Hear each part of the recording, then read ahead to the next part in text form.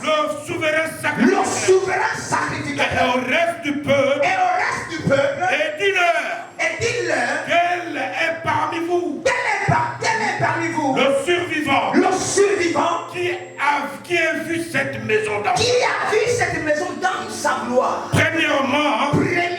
Et comment la voyez-vous maintenant? La verrez-vous maintenant. Dis amen bien si tu es là. Amen. Poussez mon père au verset. Telle qu'elle est. Telle qu'elle est. Ne paraît-elle pas comme rien? Ne paraît-elle pas comme rien à vos yeux? Comme rien à vos yeux. Maintenant fortifiez-vous. Maintenant fortifiez-vous. Zorobabel dit l'Éternel. Zorobabel dit l'Éternel. Fortifie-toi. Fortifie-toi. Josué. Fils de Jotam. Fils de Jotam. Souverain sacrificateur. Souverain sacrificateur. Fortifie-toi. Fortifie-toi. Peuple entier du pays. Peuple entier du pays. Dit l'Éternel. Et travaillez. Et travaillez. Car je suis avec vous. Car je suis avec vous. Dit l'Éternel. Dit l'Éternel. Des armées. Des armées. Amen. Dis amen bien. Dis encore amen. Dis amen bien. Ici on parle d'un homme. Et la partie qui me plaît ici, c'est que la Bible décline même quelle est l'identité de cet homme. On donne son nom qu'il s'appelait Agé. Mais on va encore plus loin, on donne encore sa référence ecclésiastique. C'était un prophète. Et le prophète Agé a remarqué que Zorobabel avait dérangé la gloire de la première maison. La gloire de la première maison était dérangée à cause de quoi? Quelle est la chose qui a permis à ce que la gloire qui était dans la première maison ne demeure pas? Et Dieu voulait rétablir sa maison. Il voulait rétablir son église. Il voulait rétablir sa doctrine. Il voulait rétablir ses serviteurs de Dieu. Mais il ne pouvait pas les rétablir avec des ramassis. Dis avec moi des ramassis. On dit bien des ramassis. C'est qui des ramassis? Les ramassis, ce sont les hommes qui sont sortis avec Josué ou avec Moïse de l'Égypte. Ceux qui ont combattu Moïse.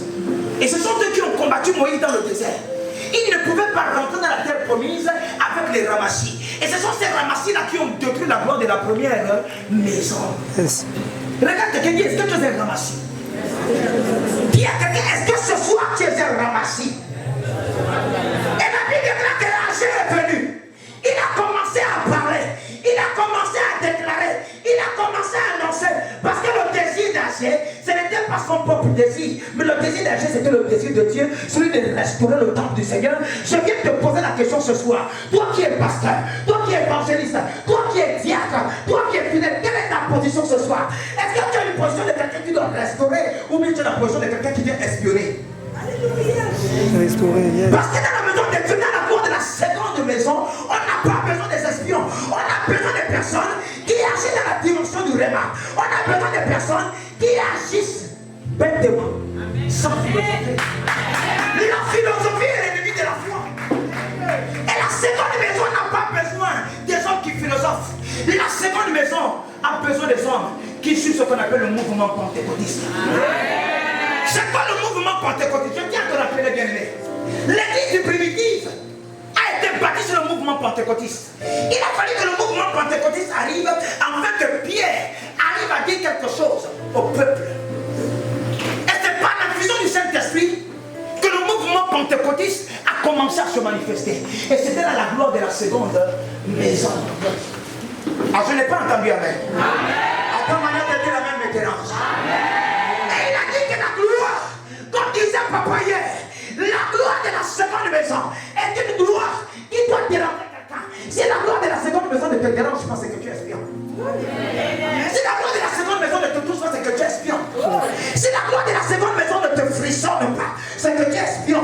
Quelqu'un qui est rempli de l'Esprit de Dieu doit commencer à frissonner. C'est que lorsqu'il parle, il ne parle pas comme un homme charnel, il parle comme un homme spirituel. Dis avec moi spirituel. À qui mon ami, est-ce que tu es spirituel? Dis maman, est-ce que tu es spirituel? Dis papa, est-ce que tu es spirituel? Et la gloire de la seconde maison, tant bien même qu'elle est établie sur la lettre, mais elle est plus établie dans la révélation.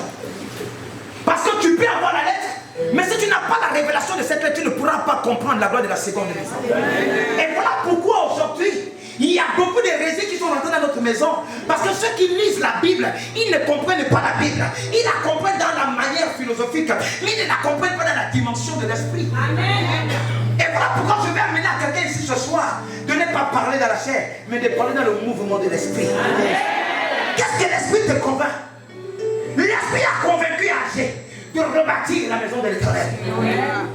Mais Agé ne pouvait pas rebâtir la maison de l'Éternel seul. Il a rebâti la maison de l'Éternel avec qui? Les survivants. C'est qui les survivants? Le mot survivant vient nous amener ici à comprendre que c'est un homme qui a été combattu, c'est un homme qui a été rejeté, c'est un homme qui a été répudié, c'est un homme qui a été flagellé, c'est un homme qui a été détruit, mais à cause de cette détruction, il est toujours resté debout. Est-ce que les péripéties que tu traverses t'amènent à rester debout, afin de dire non Seigneur, je vais quitter de la position première afin de rentrer dans la position seconde, afin que lorsque je ne marche pas dans ma dimension charnelle, mais je marche dans ma dimension prophétique. Je ne marche pas dans ma dimension pastorale, parce que dans la bande de la seconde maison, on n'a plus besoin de pasteurs. On n'a plus besoin des évangélistes. On n'a plus besoin des diacres. Mais on a besoin de ceux qui parlent avec le Seigneur. Je vais te dire quelque chose. La manière dans laquelle le pasteur parle avec le Seigneur, ce n'est pas la même manière que le prophète parle avec le Seigneur. Parce que lorsque le prophète parle avec le Seigneur, il a la capacité de déchiffrer. Or, je vais t'aider à quelqu'un. Le seul dans le corps de Christ qui est capable de décoder une situation prophétique, ce n'est qu'un prophète. Le pasteur n'a pas la dimension de déchiffrer. Il a la dimension de la lettre. Mais le prophète a la dimension de la lettre et la dimension du réma. C'est que lorsque le prophète parle, il ne parle pas selon lui. Il parle selon Dieu. Il parle selon la gloire de la seconde maison. Et ta manière de dire amen ce soir va bouger les choses. Ta manière de dire amen ce soir va changer les choses. C'est quelque chose qui ne bougeait pas. Par contre, amen doit bouger. C'est quoi la gloire? Je ne sais pas si papa me permet. J'ai essayé un peu dans la dimension de l'esprit à déchiffrer le mot gloire. Le mot gloire s'écrit avec combien de lettres de l'alphabet si quelqu'un connaît? 6 lettres de l'alphabet. Mais compte tenu qu'on veut restaurer la gloire de la première maison afin qu'elle arrive dans la seconde maison.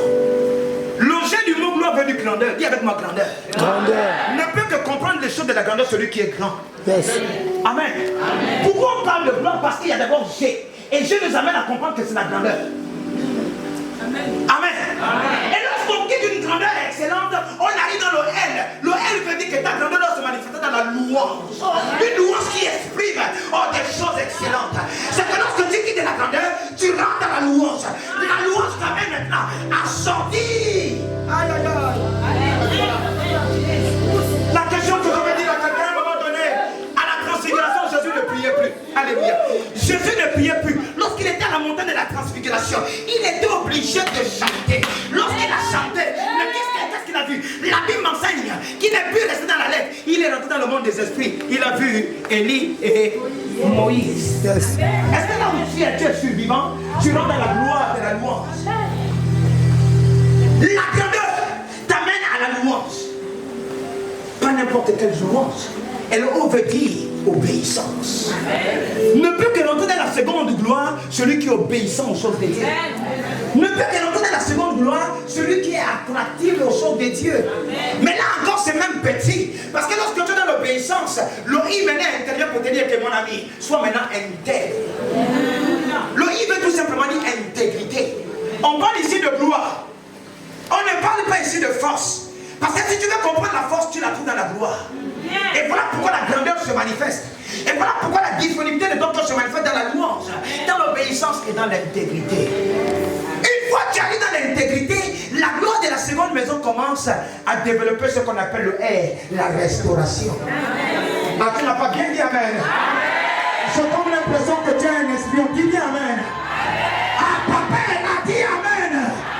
Je n'aimerais pas voir un espion ce soir. Dis amen bien. Et lorsqu'on est restauré, l'amen d'être restauré, c'est que lorsque tu dis amen, tu dois même te lever. Dis amen.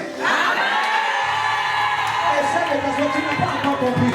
Assieds-toi bien, lorsque tu dis amen, tu pousses amen dans la dimension de la restauration. Dis amen bien. Donc j'aimerais que tu puisses t'asseoir. Je veux que l'esprit de vérité commence à se manifester sur toi. Lorsque tu te lèves dans la restauration du Saint-Esprit. C'est ça la gloire de la seconde maison. Comme disait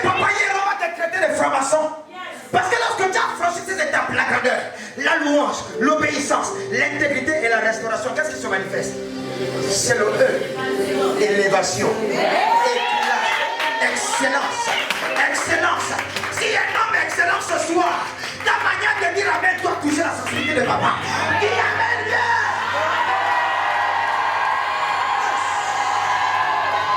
Il a pris un survivant. Le survivant, c'est un homme qui est mis à part. Le survivant, c'est un homme qui reçoit la vie, non pas parce qu'il a beaucoup gêné, mais à cause de la grâce qui est sur sa vie. Bien aimé, ce n'est pas ta manière de gêner qui va ouvrir le royaume des cieux. Mais c'est la grâce que Christ a portée sur ta vie. C'est la grâce que Christ a portée sur ta vie. Il commence à te localiser. Il dit que maintenant, voilà, c'est mon dépôt. Là, voilà, c'est mon élément. Pourquoi le délaisser? Je l'embrasse. Yes. Et voilà pourquoi vous allez remarquer, de la Genèse jusqu'à l'Apocalypse, la Bible nous enseigne que la relation de l'homme avec Dieu, c'est une relation de couple. Amen. C'est une relation de couple. Amen. Et lorsque tu resteras avec ton Père, il t'amène dans ce qu'on appelle une intimité. Une intimité que celui-là ne comprend pas. Une intimité que celui qui est dans la lettre ne comprend pas. Parce que tu vas commencer à faire des choses extraordinaires. Tu vas commencer à avoir des choses extraordinaires. On va te traiter des gagas, oui, mais le meilleur des gagas c'est Jésus. On va te traiter des francs-maçons, mais le meilleur des francs-maçons c'est Jésus. On va te traiter des tricheurs, mais le meilleur des tricheurs c'est Jésus. On va te traiter de faux, mais le meilleur c'est Jésus. Yes. Et pour clôturer mon enseignement, au-delà de tout ce qu'on peut te traiter, tout ce qu'on peut te dire, agis avec le H, dis avec H. Dis bien H. Dis bien H. Je vais tout simplement dire. Agis avec la dimension de l'humilité. Le véritable chrétien, ce n'est pas celui qui montre les galons. Le véritable chrétien de la seconde gloire, ce n'est pas celui qui montre les cheveux. Ce n'est pas celui qui montre la hauteur de son foulard. Ce n'est pas celui qui montre la beauté de ses souliers. Mais celui qui montre la dimension de sa manière de parler dans le domaine prophétique. Et c'est ta manière de parler qui va te qualifier ou te disqualifier. Mais compte tenu que ce soir, nous ne sommes pas dans la disqualification, nous sommes dans la qualification. Amen. Je suis demandé de jouer les préliminaires, comme papa disait hier. Après jouer les préliminaires, à un moment donné, lorsque le match a tellement duré, il faudrait que la Bible commence à décréter ce qu'on appelle les prolongations. Parce qu'il faudrait qu'un gagnant sorte. Et je sais que tu es vainqueur. Je sais que tu es vainqueur. Je sais que tu es vainqueur. Je sais que tu es vainqueur. Je sais que tu es vainqueur. Tu vas maintenant te lever afin de dire, Seigneur, que la gloire de la seconde maison commence à m'influencer. Tu es Yahweh. Que la gloire de la seconde maison commence à m'influencer. Commence à prier. Dis merci à Dieu. Alléluia.